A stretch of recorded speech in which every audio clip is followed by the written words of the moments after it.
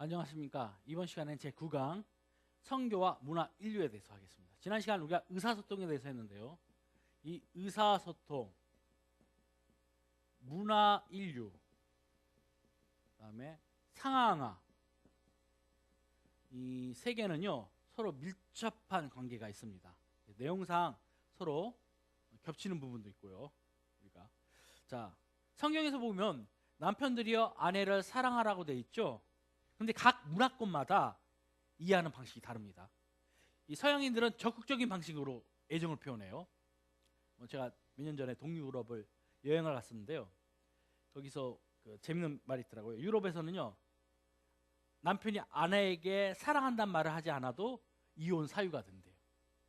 한국인들이 볼 때는 이해가 안 되죠. 문화가 다르니까요. 거기선 그게 이혼 사유가 된대요. 남편이 아내한테 사랑한다 말을 하지 않아도. 우리 한국인들은 아내를 사랑할 때 어떻게 표현하죠? 은근하게 표현하죠. 누가 우스운 얘기로 그런 얘기를 하더라고요. 요즘 한국인들 등산 좋아하잖아요. 산에 갔을 때 중년의 부부인데 이렇게 서로 팔짱 끼고 막 애정 서로 막 이러면요 그 불륜이래요. 그러니까 부부로서 한 10년 20년 살면 서로 팔짱 끼고 다니는 경우 드물다는 거죠. 근데 중년인데 막 서로 이게 막 연애하는 사람들처럼 10대 20대들 마냥 청춘들 마냥 그러면 그 불륜이라는 거예요. 그만큼 한국 사람들은 전통적으로 애정 표현을 함에 있어서 서양 사람들처럼 적극적이지 않다. 근데 이제 아프리카인을 봅시다. 아프리카는 좀 황당해요. 아내에게 무거운 짐을 들게 하고요 뒤에서 쫓아오게 합니다. 한국인이나 서양인이 볼 때는 화가 나죠. 저 아내 사랑하는 거 맞죠? 근데 아프리카인이 남편이 아내를 사랑하는 방법이에요. 성경의 말씀을 보았을 때 이렇게 문화권에 따라서 서양인, 한국인, 아프리카인 다르다는 거죠. 그래서 우리가 이 문화 인류를 알아야 되는 거예요. 결국은 이 문화 인류, 의사소통, 문화 인류 상황은 접촉의 문제예요. 현지인들과 현지 문화를 이해해야 된다는 거예요. 그러면 문화인류학을 모르면 이렇게 오해를 하게 되는 거죠. 그리고 이제 자문화 중심으로 해석하게 되는 거죠. 특히 한국 사람들은 단일 문화권에서 우리는 살았어요. 그러다 보니까 한국에 있는 우리 이제 한국 여자들의 문제인데 한국 남자랑 결혼 안 하고 그러니까 농촌 총각들이 이제 베트남이나 캄보디아라든지 이런 동남아에 있는 분들하고 이제 결혼을 하잖아요. 그래서 이제 다문화 가정을 만드는데 필리핀 여성하고 한국 문화가 단일 문화이다 보니까 이 다문화를 이해를 못합니다. 근데 우리가요 이런 좀 이해가 필요하겠죠. 이런 말 있죠. 노마에 가면 노마의 법을 따르라. 우리말로 번역되는 건데요. 영어는요 이 표현을요 더 잘 표현하고 있어요. 노마에 있으면 노마인들이 하는 대로 하라. 뭐라고요? 노마에 있으면 노마인들이 하는 대로 하라.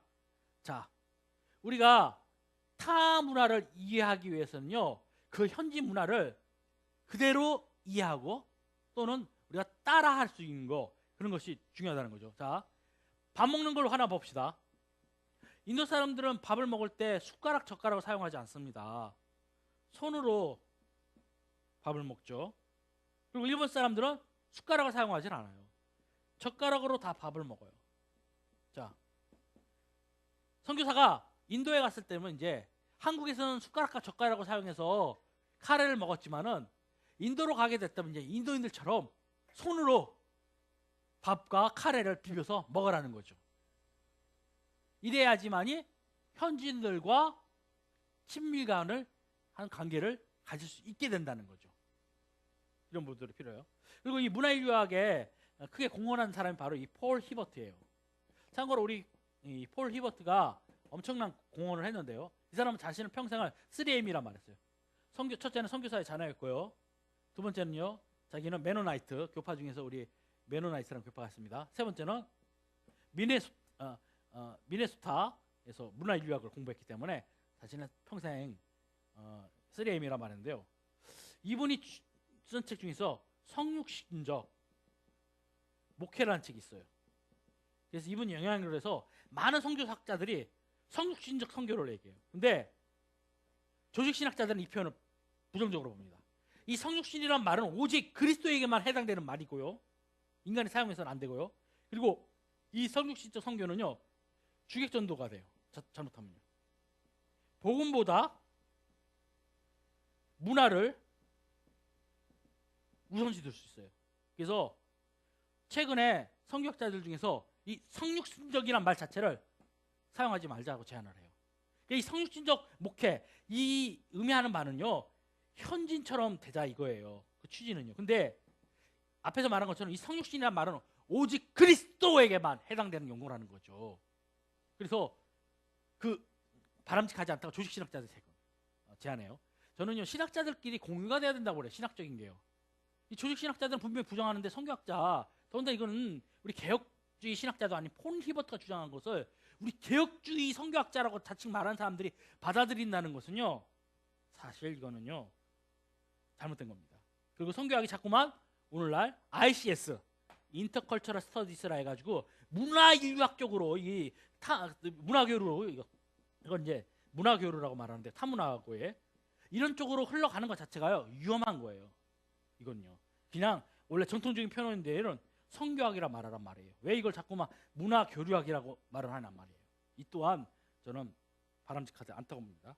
문화인류학은 한마디로 문화와 인간을 연구하는 학문인데요, 선교의 대상이 인간이잖아요. 그래서 더불어 기타 사회학도 필요하다는 얘기죠. 그래서 필요는 해요. 근데 이게 주객이 전도돼서는 안 된다. 근데 그동안 많은 잘못된 견해와 관점으로 지금 심각한 위기를 맞이하고 있다.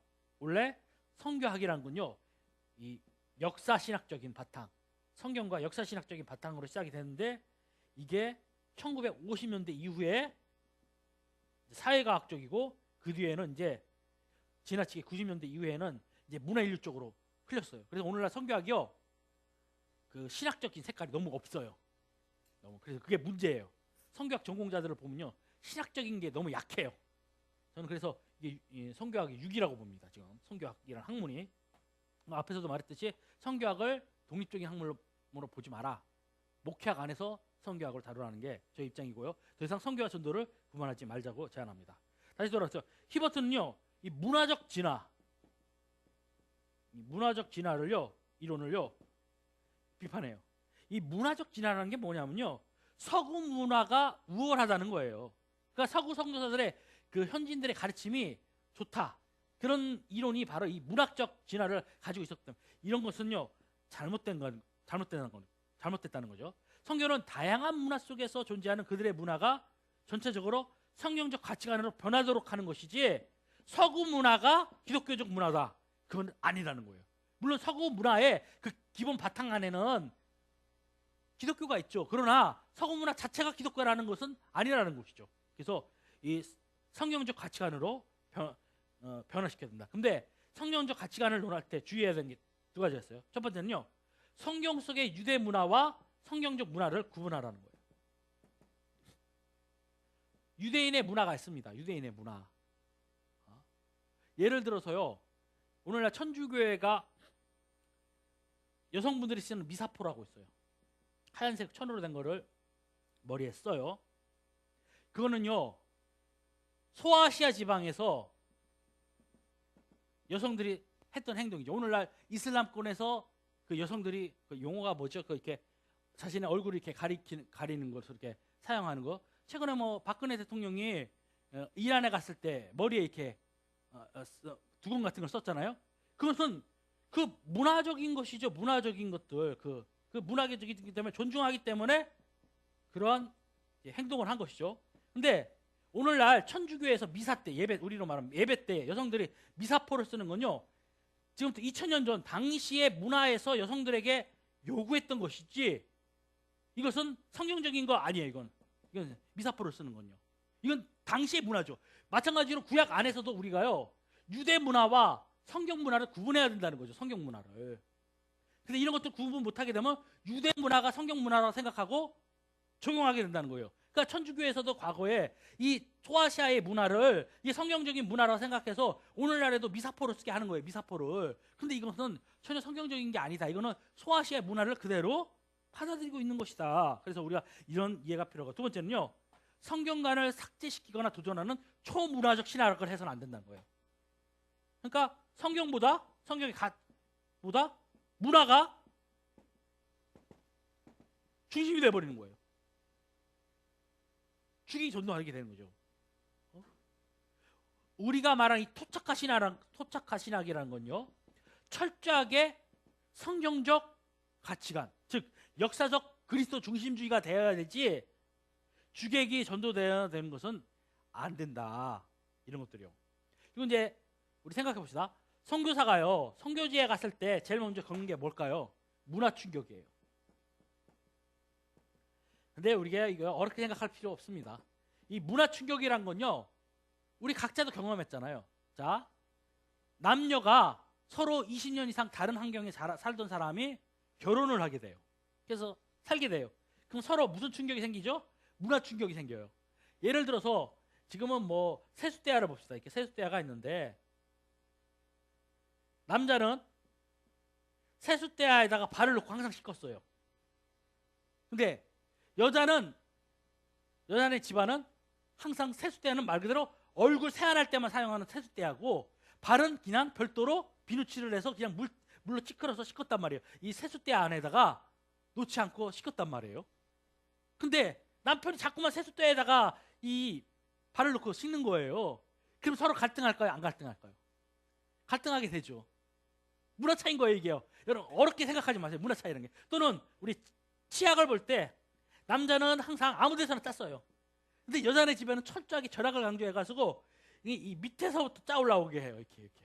그러면 이 치약 하나 갖고도 서로 다퉈요, 안 다퉈요? 다퉈요.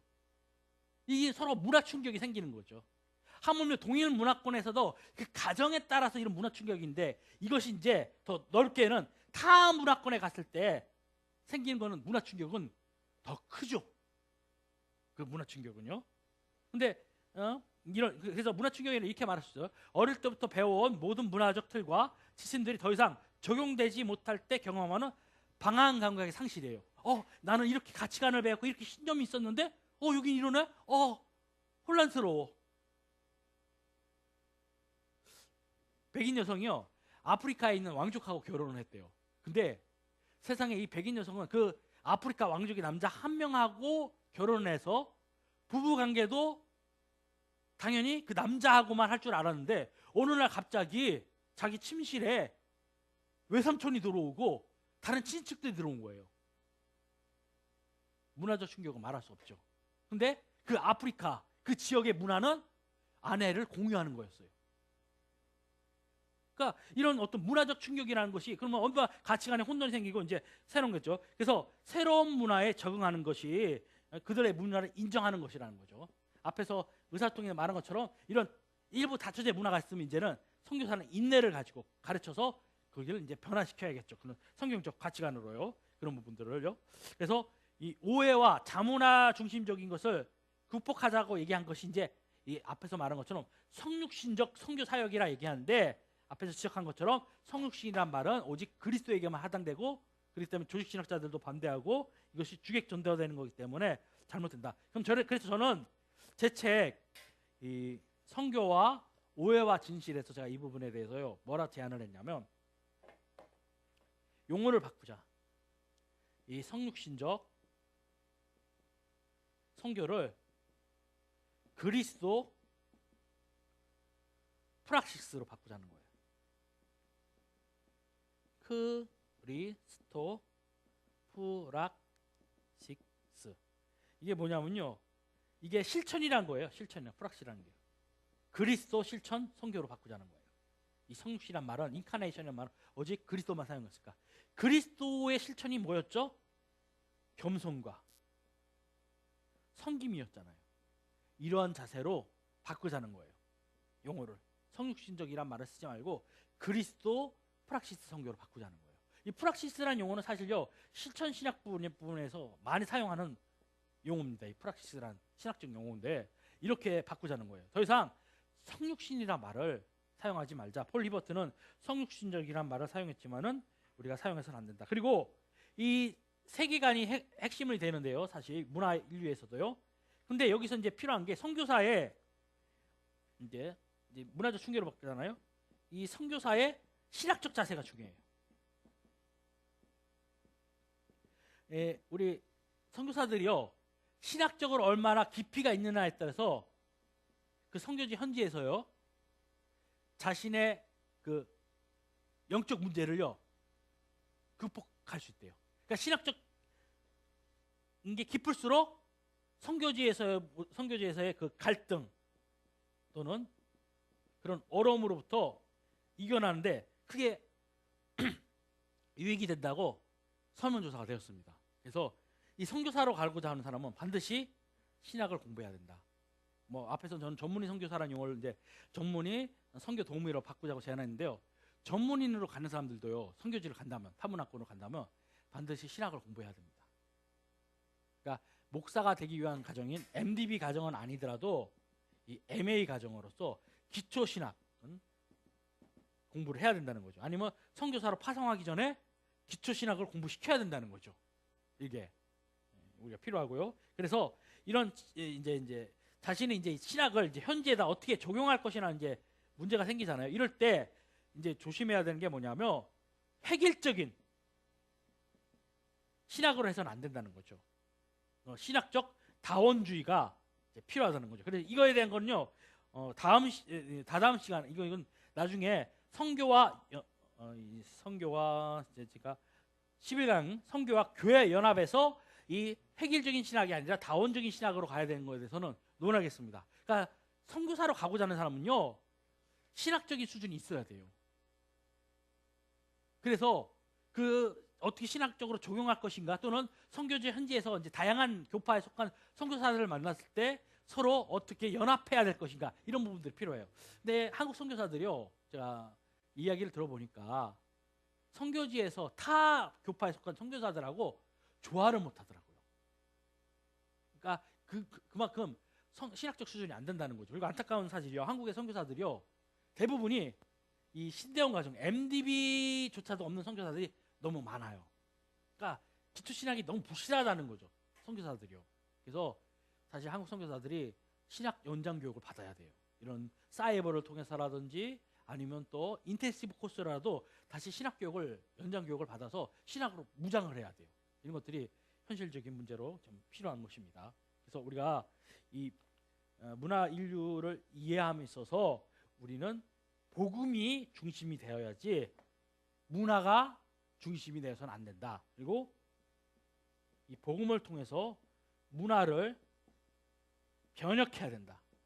그리스도인에게는요, 이 변혁이라는 트랜스폼 시켜야 되는 미션이 있어요. 이 모든 문화를 역사적 그리스도 중심 문화로 바꿔야 된다는 거죠. 구중심주의 문화로.